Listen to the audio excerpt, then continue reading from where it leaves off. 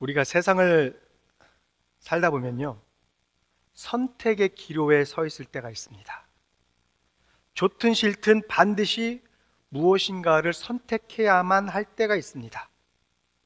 그럴 때 우리가 무엇을 선택하느냐에 따라서 그 결과는 엄청나게 다르게 나타나기도 합니다.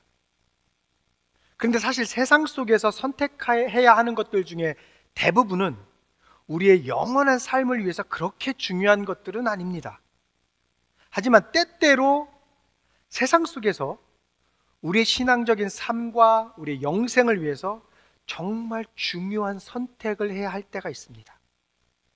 그럴 때 우리가 그저 갈등을 모면하기 위해서, 또는 책임을 회피하기 위해서, 또는 나의 유익과 안녕을 위해서 중립을 선택하거나 또는 그 현상을 그대로 유지하고자 하는 것은 결코 좋은 선택이 아닙니다. 우리의 선택은 과연 이것이 주님이 원하시는 것인가, 이것이 주님을 위한 것인가에 따라서 결정이 되어야 합니다. 그리고 우리가 무엇인가를 반드시 선택해야 한다면 그 근거는 반드시 하나님의 말씀에 의거해야 합니다. 그래서 우리는 오늘부터 3주 동안 선택이라는 설교 시리즈로 말씀을 나누려고 합니다. 오늘은 그 첫 번째 시간으로 여호수아 24장 1절에서 23절 말씀을 중심으로 누구를 섬기겠습니까? 라는 제목으로 말씀을 드리려고 합니다. 오늘 말씀드릴 여호수아 24장은 여호수아서의 맨 마지막 장입니다. 맨 마지막 장으로서 이스라엘 백성의 지도자 여호수아의 마지막 권면과 유언이 기록되어 있는 장입니다. 여호수아와 이스라엘 2세대가 가나안 땅에 들어온 지 20여 년이라는 시간이 이제 지났습니다. 그동안 가나안에 있는 그 모든 주요 거점들은 이스라엘 민족의 영향권 아래 다 놓이게 되었고, 더 이상 그들을 위협할 만한 세력들은 이제 가나안 땅에서 다 사라져 버렸습니다. 말 그대로 여호수아의 시대는요, 이스라엘 백성들에게 태평성대의 시간이었습니다. 걱정할 게 하나도 없는 너무 잘 지내던 시간이었어요. 그리고 이제 이와 더불어서 그 민족을 지도하고 있었던 여호수아는 이제 어느새 황혼을 바라보고 있었고 삶을 결산해야 할 시간이 다가오고 있었습니다. 가나안 땅에 들어온 지 20년이라는 시간이 지났기 때문에 그 당시 가나안에 막 입성했던 그 당시에 어린아이였던 사람들은 20대 중후반에 이제 청년들이 되었을 것이고, 또 새롭게 태어난 아이들도 많았을 것입니다. 그러니까 지금 여호수아 앞에는요, 구세대와 신세대가 함께 공존해 있는 그러한 상태였습니다. 그러나 이제 곧 구세대들은 이제 물러날 것이고 다음 세대들이 이스라엘 백성들을 이끄는 이제 주역들이 될 것입니다. 이런 중요한 시점에서 여호수아는 자신의 경험과 신앙을 담아서 이스라엘 민족이 하나님의 백성으로서 하나님을 어떻게 섬기고 어떻게 그들이 살아가야 할 것인가에 대해서 간절하고도 엄중한 권면을 하기로 결정을 하였습니다. 왜냐하면 그 당시에 이스라엘 백성들은요, 오직 하나님만을 섬기고 있지는 않았기 때문입니다. 여러분들도 익히 아시다시피 이스라엘 백성이 출애굽을 할 때 다른 이방 민족들도 같이 함께 나왔어요. 거기서. 그리고 광야 생활을 40년 동안 하면서 이제 성을 하나씩 무찌르면서 거기에 남아있던 이방 사람들도 같이 그 대열에 합류하게 되어서 그 사람들도 다 같이 가나안 땅에 들어간 거거든요. 그러니까 순수 이스라엘 백성만 가나안 땅에 들어간 게 아니었단 말입니다. 그렇기 때문에 그 이방 사람들도 같이 가나안 땅에 들어올 때에 그 이방 신을 섬기던 이방 사람들은 자기들의 신을 갖고 들어갔어요. 가나안 땅에. 그래서 그 가나안 땅에서 함께 살면서 그들이 하나님을 섬기기도 하지만 또는 이방 신을 같이 섬기기도 했었어요. 그리고 같은 가나안 땅에 살기도 했지만 하나님을 섬기지 않고 이방 신을 섬기기는 이방 사람들도 있었다라는 거예요.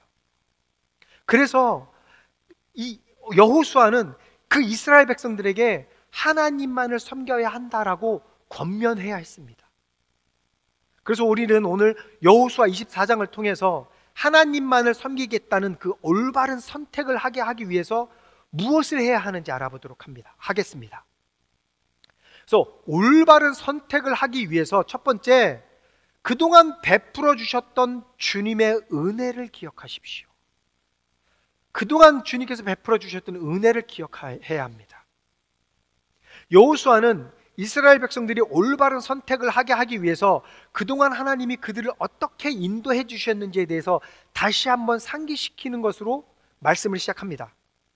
여호수아 24장 1절을 보면 여호수아가 이스라엘의 모든 지파들을 불러 모은 장면이 나옵니다. 이렇게 얘기하죠. 여호수아가 이스라엘의 모든 지파를 세겜에 모이게 하였다. 그가 이스라엘의 장로들과 그 우두머리들과 재판관들과 공직자들을 불러내니 그들이 하나님 앞에 나와서 섰다. 이 말씀을 보면 여호수아가 이스라엘 백성들을 불렀는데 그들은 하나님 앞에 나와 섰다라고 말을 하고 있습니다. 이게 무슨 말이냐면요, 여호수아가 불러서 이스라엘 백성들이 그 앞에 나왔는데 그 이스라엘 백성들은 여호수아 앞에 쓴 게 아니라 하나님 앞에 섰다라는 거예요. 그러니까 여호수아의 말을 듣고자 모인 자리가 아니라는 겁니다. 여호수아의 유언이나 설교를 듣고자 모인 자리가 아니라는 것을 그들은 알고 있었다라는 거예요. 그들은 여호수아의 부름에 모두 나와서 함께 모여 있지만 하나님의 말씀을 듣기 위해서 하나님 앞에 모여 있다는 것을 알 수 있습니다. 여러분, 그게 무슨 말이냐면요, 우리가 예배 드릴 때요, 목사인 제가 이 앞에 나와서 하나님의 말씀을 대언을 하지만 이것은 저의 말씀이 아니고 하나님의 말씀이다라는 거예요. 그러니까 잘 생각하셔야 돼요. 이 자리에 서 있는 저는 아무것도 아닌 거예요. 그러니까 나중에 제가 이제 이 설교 중간에 또 말씀을 드리겠지만 목사라는 사람의 말을 신뢰하지 마세요. 하나님의 말씀을 신뢰해야 된다는 거예요. 그 증거가 여호수아의 설교에서 분명하게 드러납니다. 여호수아가 말을 하지만 이것은 여호수아의 말이 아니다라는 것이 분명하게 드러납니다. 2절에 여호수아가 이렇게 말합니다. 그때 여호수아가 온 백성에게 말하였다. 주 이스라엘의 하나님이 이렇게 말씀하셨습니다.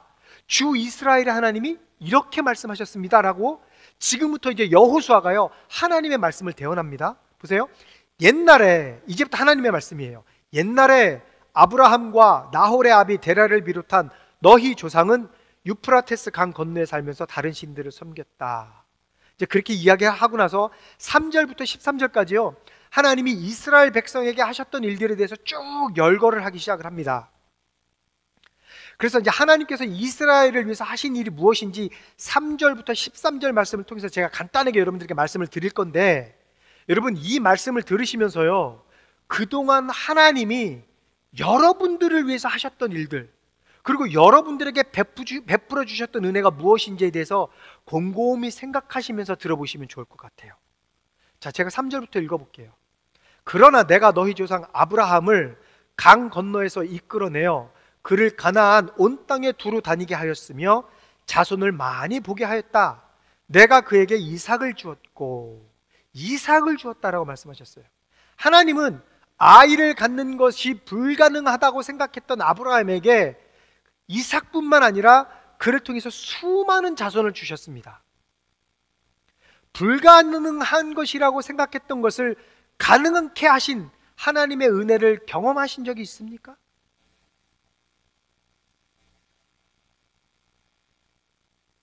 자, 그리고 하나님은 모세와 아론을 보내셔서요 이스라엘 백성들을 애굽에서 인도하여 내셨고 홍해에서 애굽 군대를 무찔러 주셨습니다. 5절에서 7절이요.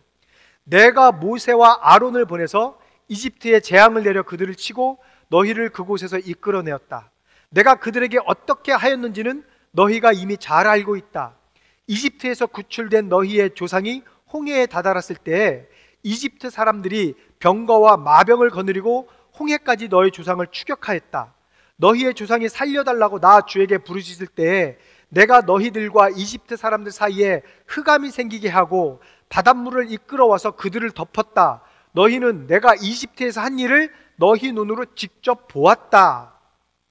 또 하나님은 그 다음에 또 하나님이 무슨 일을 하셨냐면 이스라엘 백성들이 아모리 족속의 땅에 들어가게 하셨고 이스라엘 백성들의 손에 아모리 족속과 그들의 땅을 넘겨주셨어요. 8절이요. 나는 너희를 요단강 동쪽에 살고 있는 아모리 사람들의 땅으로 들어가게 하였다. 그때 그들이 너희에게 대항하여 싸웠으나 내가 그들을 너희 손에 넘겨주었으므로 너희가 그 땅을 차지하였다. 나는 그들을 너희가 보는 앞에서 멸망시켰다. 계속해서 지금 하나님은요, 이스라엘 백성들이 보는 앞에서 계속해서 많은 역사를 지금 보여주고 계시는 거예요. 그들 보기 두 눈으로 똑똑히 보라고. 그것뿐입니까? 이스라엘 백성들이 이제 여리고에 들어갔을 때는 어떻게 했습니까? 여리고에 있는 여러 족속들을 또 그들에게 넘겨주셨습니다. 11절, 너희가 요단강을 건너서 여리고에 이르렀을 때 여리고 사람과 아모리 사람과 브리스 사람과 가나안 사람과 헷 사람과 기르가스 사람과 히위 사람과 여부스 사람이 너희를 대항하여 싸웠으므로 내가 그들을 너희에게 너희 손에 넘겨주었다. 물어보겠습니다. 여러분이 어려움에 처해 있을 때 주님께서 그 어려움을 해결해 주신 것은 무엇이 있습니까? 생각해 보시기 바랍니다. 여러분이 어려움에 처해 있을 때 주님께서 해결해 주신 것이 있습니까? 무엇보다도 하나님께서는요, 이스라엘 백성들에게 그들이 수고하지 않은 것을 거두게 하시는 은혜를 베풀어 주셨습니다. 13절, 너희가 일구지 아니한 땅과 너희가 세우지 아니한 성읍을 내가 너희에게 주어서 너희가 그 안에서 살고 있다. 너희는 너희가 심지도 아니한 포도밭과 올리브밭에서 열매를 따먹고 있는 것이다. 질문, 하나님이 이 세상에서 여러분의 삶을 위해서 제공해 주신 것에는 무엇이 있습니까?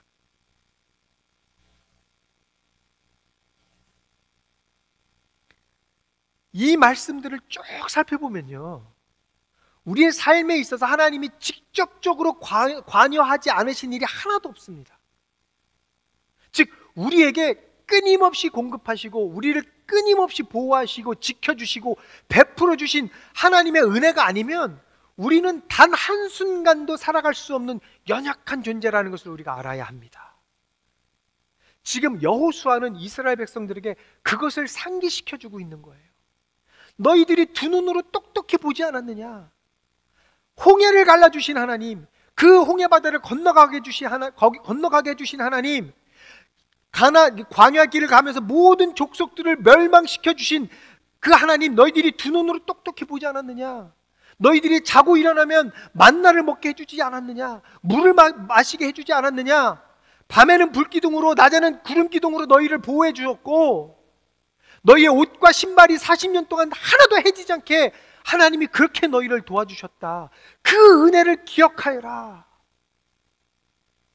그래도 너희들이 하나님을 섬기지 않겠느냐라고 지금 여호수아가 그들에게 베풀어 주신 하나님의 은혜에 대해서 상기시켜주고 있습니다. 두 번째, 우리가 올바른 선택을 하기 위해서는 좋은 지도자의 인도가 필요합니다.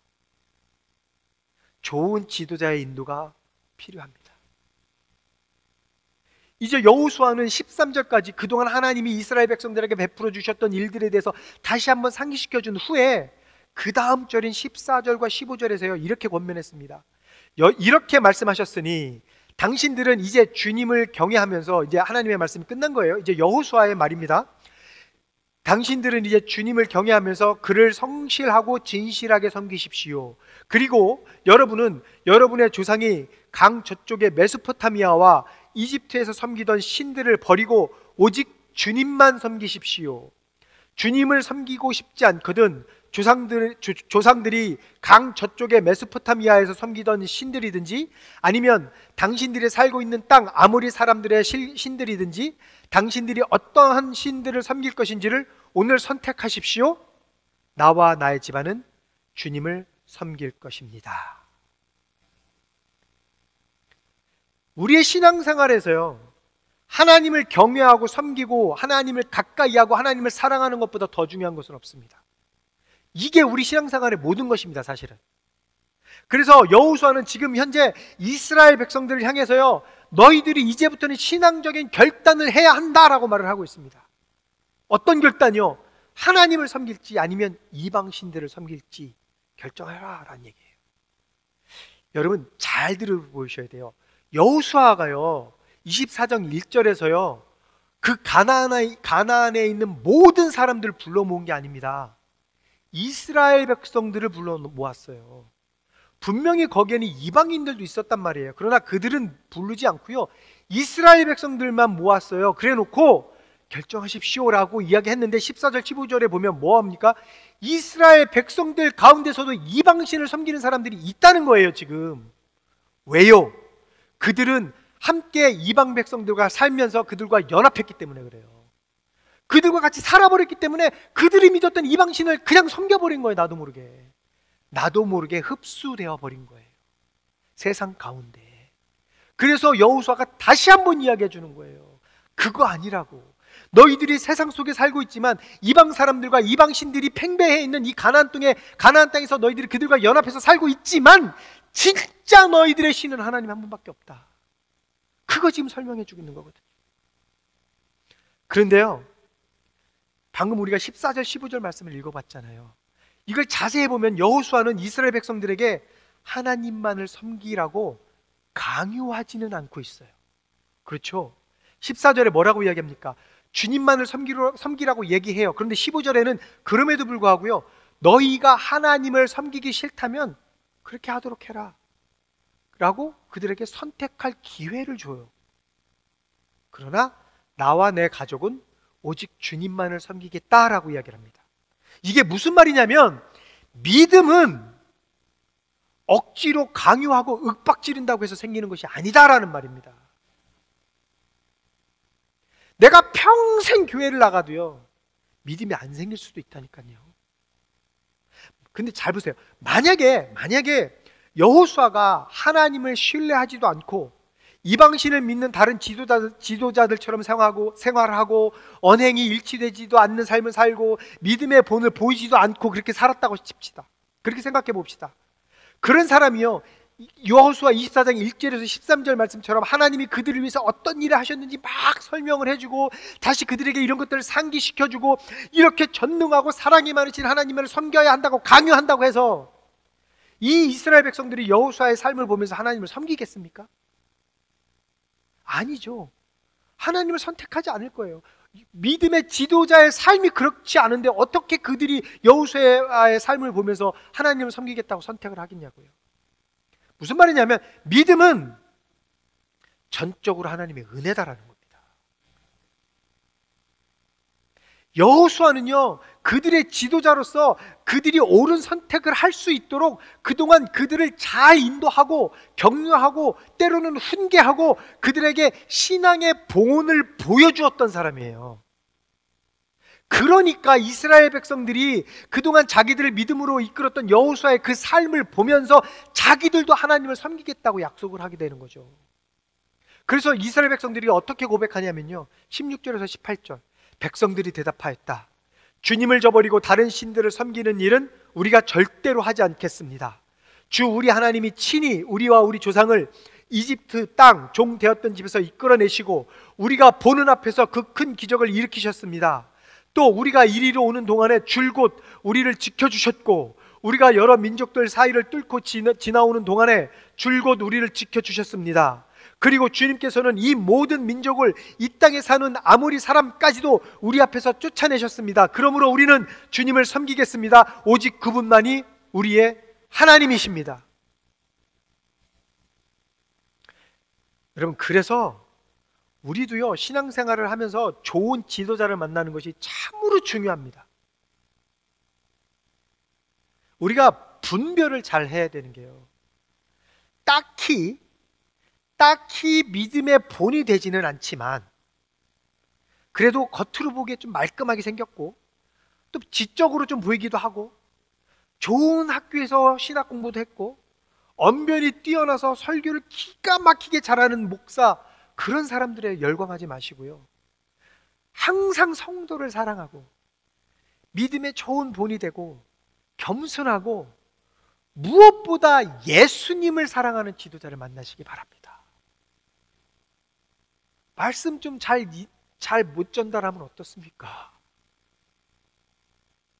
그게 중요한 게 아니잖아요. 그분이 얼마나 하나님을 사랑하는지, 예수님을 얼마나 사랑하는지, 그래서 그 사랑을 나에게 맡겨주신 그 성도들에게 얼마나 전하고 싶은지, 그런 목사, 그런 지도자를 만나야 돼요. 목사뿐만 아니라 교회 안에서 그런 지도자를 만나야 됩니다. 그런데 여러분, 지금부터 제가 하는 말씀을 잘 들으셔야 돼요. 제가 여러분들에게 정말 드리고 싶은 말씀은 뭐냐면요, 그런 좋은 지도자의 인도를 받아야 한다는 게 아니에요. 물론 그런 좋은 지도자를 만나는 것은요, 우리에게 너무너무 중요합니다. 너무너무 중요하고, 그런 사람을 여러분들이 만나시면 너무너무 좋겠습니다. 그런데 정말 제가 여러분들께 드리고 싶은 말은 뭐냐면요, 여러분이 그 좋은 지도자가 되어야 된다는 거예요. 여러분이. 여러분, 여호수아가 어떤 사람입니까? 그는요, 모세가 이스라엘 백성들을 이끌던 시대에 수많은 백성 중에 한 사람이었잖아요. 수많은 백성 중에 청년 중에 하나였었던 사람이었어요. 그랬던 그 평범한 청년이었던 그가 이스라엘의 지도자가 되었고요, 가나안 땅에서 살면서 이스라엘을 신앙으로 잘 이끌었던 위대한 지도자 중에 한 명이 되었어요. 여러분도 그런 믿음의 지도자, 본이 되는 지도자가 되어야 된다고요. 어떻게 해요? 작게는 우리가 가정에서부터 출발할 수 있습니다. 남편으로서, 아내로서, 부모로서, 또는 자녀로서 믿음의 좋은 본을 보이셔서 가족 구성원들이 여러분의 신앙생활을 보면서 그 생활을 따라할 수 있는 사람이 되어야 된다는 거예요. 교회에서는 어떻게 합니까? 내가 목사가 아니더라도, 또는 전도사가 아니더라도, 꼭 신학을 공부하지 않았다 하더라도, 또는 장로나 권사가 아니더라도, 그냥 평신도라 할지라도 묵묵히 하나님을 사랑하고 믿음의 길을 걸어갈 때 여호수아처럼 때가 되면 주님이 지도자로 쓰실 수 있다라는 거예요. 그런 쓰임을 받는 여러분들이 되셔야 된다라는 겁니다. 좀 전에도 말씀을 드렸지만, 믿음은 강요해서 되는 것이 아닙니다. 먼저 내가 신앙의 본을 보여줌으로써 주위 사람들이 여러분의 모습을 보고, 나도 당신이 믿는 하나님 나도 한번 믿어볼래요 라는 고백이 나와야 된다라고요. 그런 삶을 살아야 된다고요. 기독교의 리더십은요, 권위와 강요의 리더십이 아닙니다. 많은 목사님들이 그걸 착각하고 계셔요. 내가 목사가 되니까 내가 리더십을 갖고 내 마음대로 끌고 가려고 해요. 내 뜻대로 끌고 가려고 해요. 그 내 말 안 들으면 막 혼내기도 하고 막 그래요. 내 말이 진리라고 얘기할 때도 있어요. 그런데 기독교 리더십은요, 그런 그런 리더십이 아니고요, 섬김의 리더십이에요. 본을 보이는 리더십입니다. 예수님의 리더십이 어땠습니까? 겸손과 섬김과 본을 보이는 리더십이었잖아요. 예수님은요, 항상 당신이 먼저 본을 보여주셨습니다. 그리고 나서 제자들에게 너희도 그렇게 하라라고 말씀하셨잖아요. 가장 유명한 사건이 뭐가 있습니까? 제자들의 발을 씻겨주셨잖아요. 요한복음 13장 14절에서 15절. 주이며 선생인 내가 너희의 발을 씻겨주었으니, 주이며 선생인 내가, 주님이시며 선생이신 분이 너희의 발을 씻겨주셨으니 너희도 서로 남의 발을 씻겨주어야 한다. 내가 너희에게 한 것과 같이 너희도 이렇게 하라고 내가 본을 보여주는 것이다. 그리고 나서 34절에서 이렇게 말씀하셨습니다. 이제 나는 너희에게 새 계명을 준다. 서로 사랑하여라. 내가 너희를 사랑한 것 같이 너희도 서로 사랑하여라. 여러분, 좋은 지도자는요, 먼저 본을 보이는 지도자입니다. 그래서 내 주위의 사람들이, 혹은 나의 가족이 나로 인해서 옳은 선택을 할 수 있도록 먼저 본을 보이는 그런 좋은 지도자가 되시기를 예수님의 이름으로 축복합니다. 세 번째, 올바른 선택을 위해서 온전하게 헌신해야 합니다. 온전하게 헌신해야 합니다. 우리가 좀 전에 읽었던 여호수아 24장 16절에서 18절 말씀에서 이스라엘 백성들이 이제 오직 하나님만을 섬기겠다고 말을 합니다. 그러자 여호수아가요, 19절에서 뭐라고 얘기를 하냐면, 아니요, 당신들은 그렇게 살지 못할 것입니다 라고 얘기합니다. 19절에서 이렇게 이야기합니다. 그러나 여호수아는 백성들에게 이렇게 말하였다. 당신들은 주님을 섬기지 못할 것입니다. 그분은 거룩하신 하나님이며 질투하시는 하나님이시기 때문에 당신들의 허물과 죄를 용서하지 않을 것입니다. 분명히 이스라엘 백성들이 하나님만을 섬기겠다고 얘기했는데도 불구하고 여호수아가 당신들은 그렇게 살지 못할 것이다 라고 얘기한 이유가 있습니다. 이 19절 말씀에 그 이유가 있어요. 뭐라고 얘기하냐면, 그들의 허물과 죄 때문에 하나님이 질투하시기 때문이다라는 거예요. 그러면 하나님이 질투하시는 그들의 허물과 죄가 무엇일까요? 여기서 말하는 그들의 허물과 죄가 무엇이냐면요, 23절에서 이렇게 말합니다. 여호수아가 또 말하였다. 그러면 이제 당신들 가운데 있는 이방신들을 내버리고 마음을 주 이스라엘의 하나님께 바치십시오. 그러니까 그들의 허물과 죄가 뭐냐면 이방신을 믿는 거예요. 그들은 하나님을 믿는다라고 말하면서 여전히 이방신들을 같이 믿고 있었다는 거예요. 아까 제가 설교 초반에도 말씀드렸다시피 이 사실이 하나님을 질투하게 했던 것이고요, 이 이유로 여호수아가 당신들은 하나님만을 섬기지 못할 것입니다 라고 경고하고 있는 거예요. 그래서 20절에서요, 여호수아가 이스라엘 백성들에게 당신들이 하나님과 이방신을 함께 믿을 때 결과가 어떤지에 대해서 경고합니다. 20절, 만일 당신들이 주님을 저버리고 이방신들을 섬기면 그는 여기서 하나님이에요. 그는 당신들에게 대항하여 돌아서서 재앙을 내리시고 당신들에게 좋게 대하신 뒤에라도 당신들을 멸망시키시고 말 것입니다. 잘 보셔야 돼요. 20절 말씀, 재앙을 내리시고 그 다음 말씀 잘 보세요.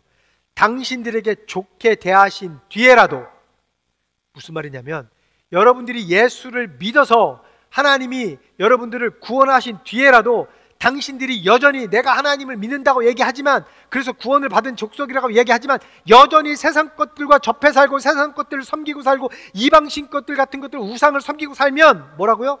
멸망시키고 말 것입니다. 그래서 구원은요, 단번에 믿음으로 이뤄내기도 하지만 그 구원을 우리는 계속해서 이루어 나가야 되는 거예요.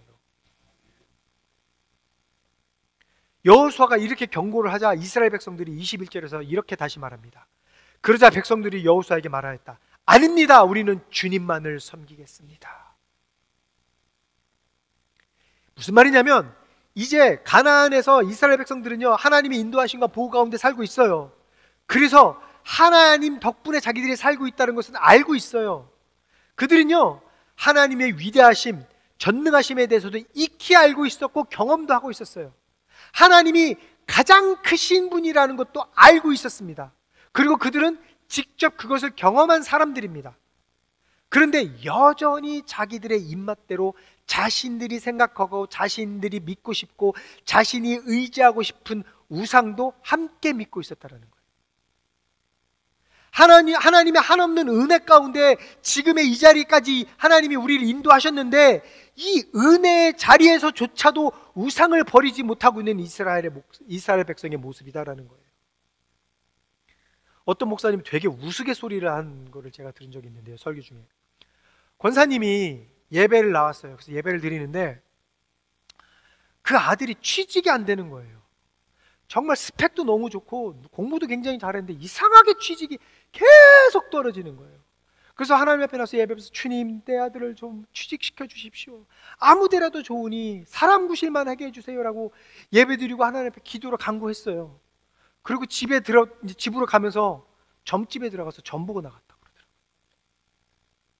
똑같은 모습인 거예요. 내가 하나님 앞에 부르짖어 놓고 하나님 앞에 기도해 놓고 돌아갈 때는 무당 찾아간다고요. 여호수아는 그런 이스라엘 백성들에게 당신들이 진정으로 하나님만을 섬기겠다면 이방신들을 다 버리고 하나님만을 의지하는 헌신이 필요하다라고 말하고 있습니다. 지금 우리는 어떻습니까? 우리도 세상을 섬길지 하나님을 섬길지 지금 선택해야 합니다. 우리에게 모든 것을 공급하시고 보호하시고 지켜주시고 영혼까지 구원하시는 하나님을 전적으로 신뢰하시기 바랍니다. 우리가 모든 신들 중에서 가장 크신 신이신 하나님을 믿으면서 아무것도 아닌 세상에 빠져서 허우적댈 필요가 없다라는 거예요. 우리가 하나님을 섬기겠다는 올바른 결정을 내렸다면 이제는 우상을 끊어버려야 합니다. 우상이 뭡니까? 우상이 꼭 무슨 무당 따라가서 그것만을 우상을 얘기하는 게 아니잖아요. 우상은 하나님보다 더 사랑하는 모든 것을 우상이라고 우리가 얘기를 하잖아요. 무슨 말이냐면 하나님을 온전히 섬기는 데 있어서 방해하는 모든 요소들, 이게 우상이에요. 그게 나의 자녀가 될 수도 있어요. 나의 직장이 될 수도 있어요. 나의 취미 생활이 될 수도 있어요. 나의 경제적인 것이 될 수도 있어요. 그 모든 것들이 다 우상이다라는 거예요. 그것 때문에 내가 주님 앞에 예배하는 것이 막힌다, 내가 주님과의 관계가 원활하게 이루어지지 않다, 그게 우상이다라는 거예요. 말씀을 맺겠습니다. 여호수아의 두 번째이자 마지막 고별 설교의 핵심은요, 아주 분명합니다. 뭐냐면 오직 여호와 하나님만을 섬기라입니다. 여호수아는 일생 동안 하나님만을 섬겨왔습니다. 그리고 마지막으로 이스라엘 백성들에게 하나님을 섬길지 다른 신을 섬길지 선택하라고 요청하고 있습니다. 여호수아의 질문에 이스라엘 백성들은 오직 하나님만을 섬기겠다고 선언했고 그대로 살았습니다. 제가 지금 여러분들께 몇 가지 질문을 하면서 말씀을 끝내겠습니다. 17절 말씀처럼 하나님께서 여러분의 인생을 인도하셨고 지금도 인도하시고 앞으로도 인도하실 것을 믿으십니까?